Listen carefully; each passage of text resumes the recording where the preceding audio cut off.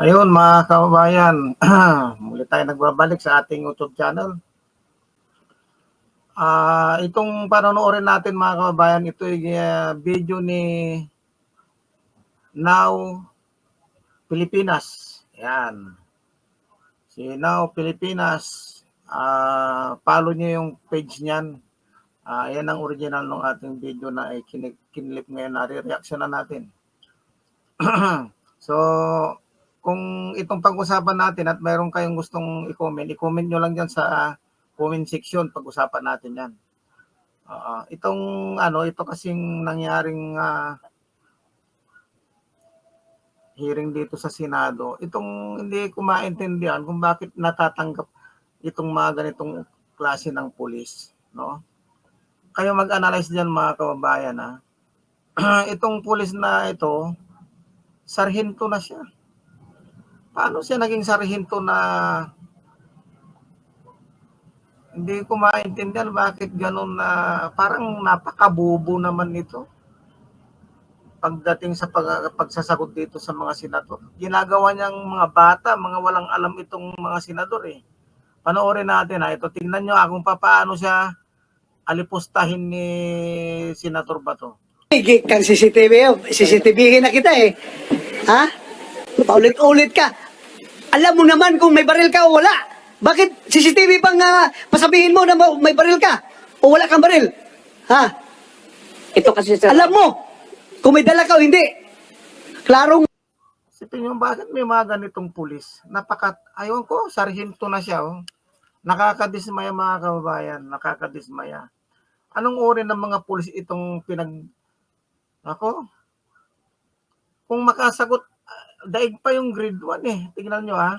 kung nagsinungaling ka, CCTVhin kita dyan. Yes, sir. Alam mo, matagal na akong pulis, di ba? Yes, Kilala mo ako. Yes, sir. Si Pente ako, di ba? Yes, sir. Copy, sir. Copy. Nag-investigator din ako. Ha?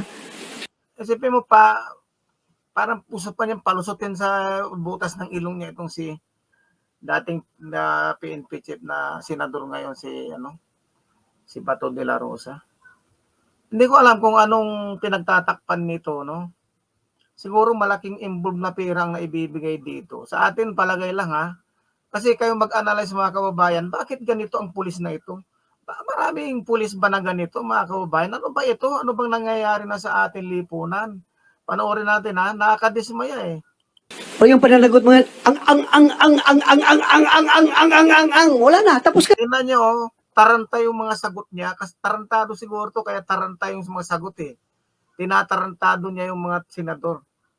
Kasi natataranta siya kung gusto mo, puro hindi niya maidiretso dahil nga nagsisinungaling. Ano sa palagay niyo mga kababayan? Comment kayo diyan kung ano sa palagay niyo dito sa pulis na to.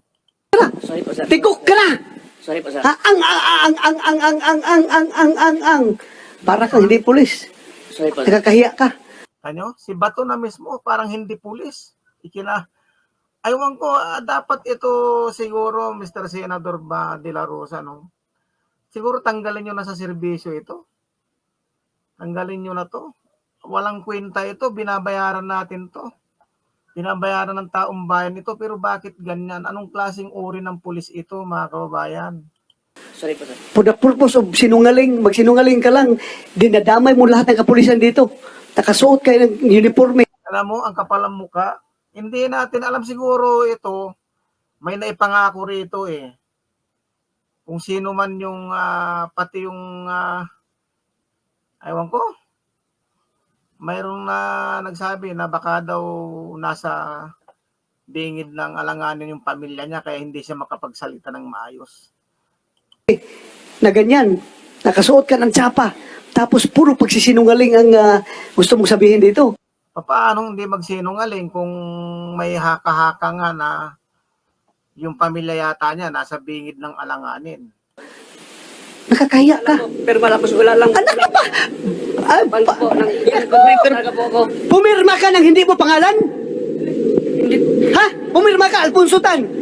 Kita mo, napakatanga, no?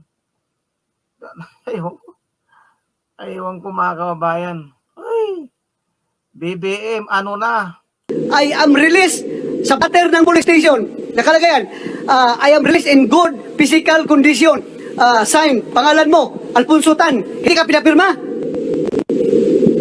May Pina-medical pa yan. Hindi ko po talaga alam. Kita mo, hindi niya kilala kung sino yung nagpiyansa sa kanya. Hindi niya alam, itinatanggi niya na sinisigurado niya na hindi niya alam kung sino nagpiyansa. Ako, mga kababayan, nasubukan ko rin naging piyansador din ako. Alam nung pipiyansahan mo kung sino ang nagpiyansa sa kanya dahil may kopya siya. May resibo siya kung sino nagpiyansa sa kanya. Bibigyan siya ng resibo. Aywan ko itong pulis na ito na aywan ko kung anong pinagtatakpan nito mga kababayan.